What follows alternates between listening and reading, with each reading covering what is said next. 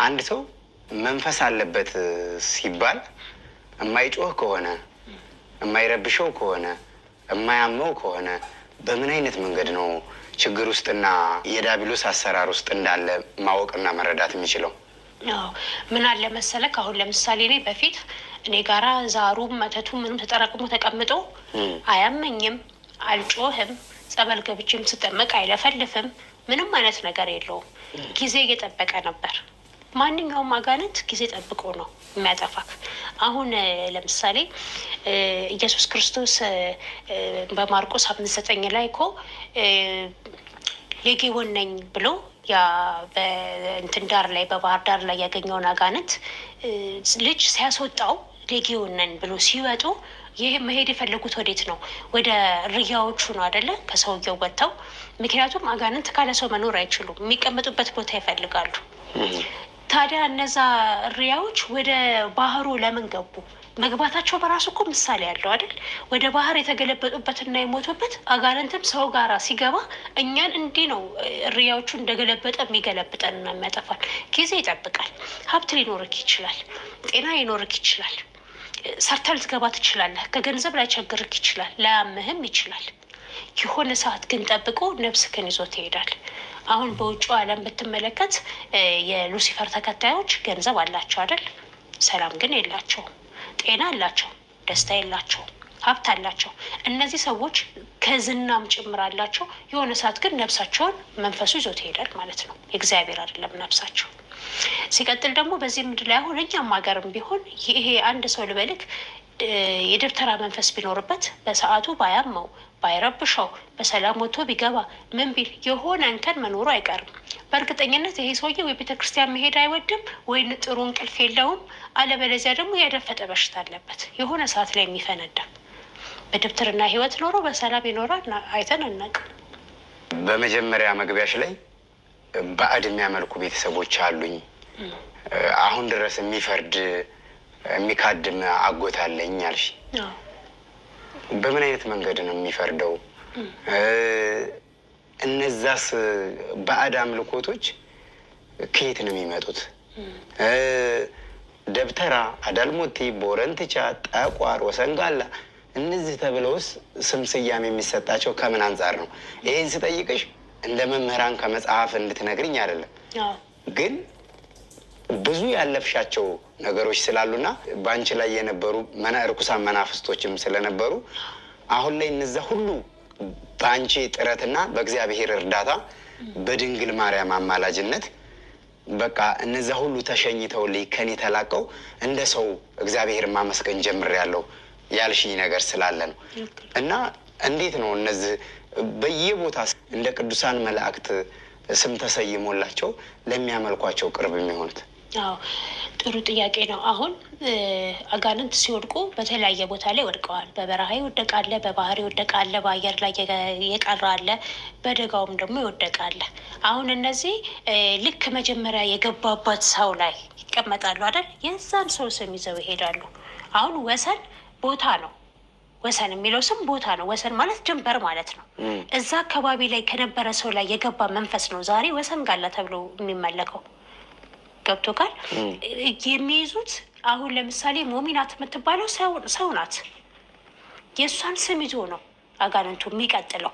መጀመሪያ የተቀመጠበትን ሰው ስም ማለት ነው።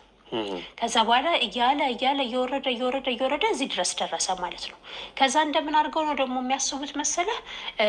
እንደ ጠባቂ መልአክ ከእግዚአብሔር በታች ቤትን እንደሚጠብቅ። አሁን ጨሌ ምን ይባላል? ቤት ጠባቂ ናት፣ ልጆች ጠባቂ ናት ይባላል። ጤና የምትሰጠው ጨሌ ናት ይባላል። እኔ የሚገርም ነገር መጀመሪያ ጠንቋይ ቤት ሲሄድ ምን አለኝ መሰለክ? ልጄ ያለኝ አልፈልግም ብላችሁ ትታችሁኛል ነበር፣ አውጥታችሁ ጥላችሁኛል ነበር አለ። ማን የጣለህ አልኩት። እኔ ደግሞ ለመጀመሪያ ጊዜ እኔ እርኩትኝ አልገባኝም።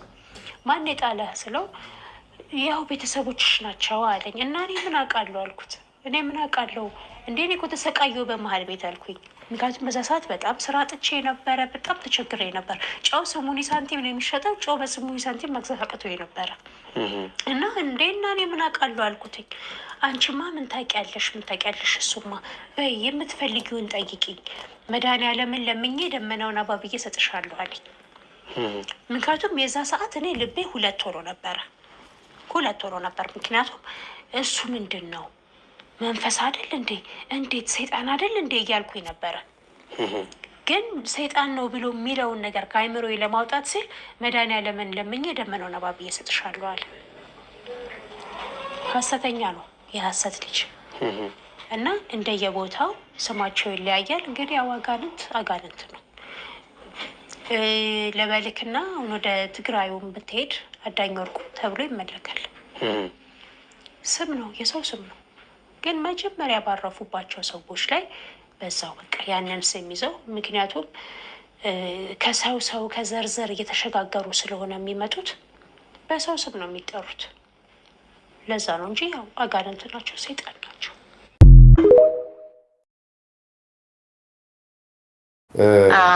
እሺ እኔ ማግባት ፈልገ እኔ አሁን ከዚህ በፊትም ያልኩኝ አሁን ጓደኞች እንደተለያዩዋቸው እንዲህ በስነ ስርዓት በፍቅር ተጠያይቀ ምናምን ሲል ድንገት ነው የምንገባው። ግን ከዛ ታማኝ አይደሉም። በቃ በዛ ነው እኔ ደግሞ በቃ እንደ እንትን አይደለሁኝም።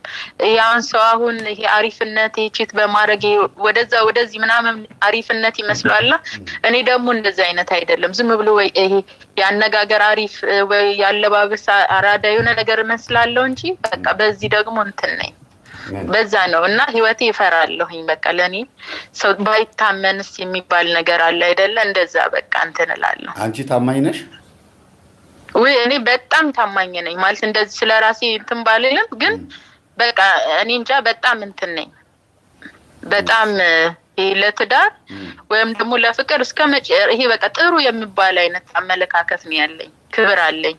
ይሄ ቺት በማድረግ ወይ በዚህ እንትን ይመል አይደለሁም እና እሱ ነገር ነው እንትን የሚያስፈራኝ። እድሜሽ 36 ነው ያልሽኝ?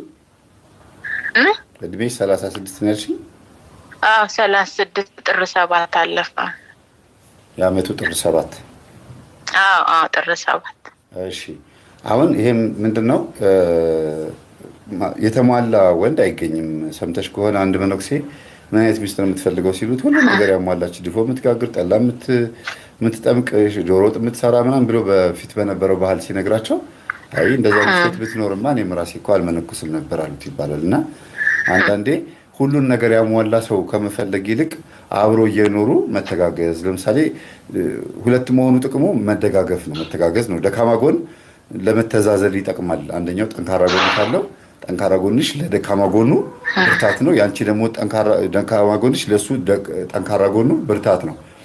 እና እንደዚህ ሆኖ መኖር አይቻልም ወይ? ለምሳሌ እኔ ባለቤቴ ሳገባት ሙሉ በሙሉ ስላሟላቸው ወይም ሙሉ በሙሉ ስላሟላው አይደለም፣ ግን እኔ ጋር ያለውን ደካማ ጎን እሷ አዝላልኛለች፣ እሷ ጋር ያለውን ደካማ ጎን ደግሞ እኔ ያዘየዋለሁ።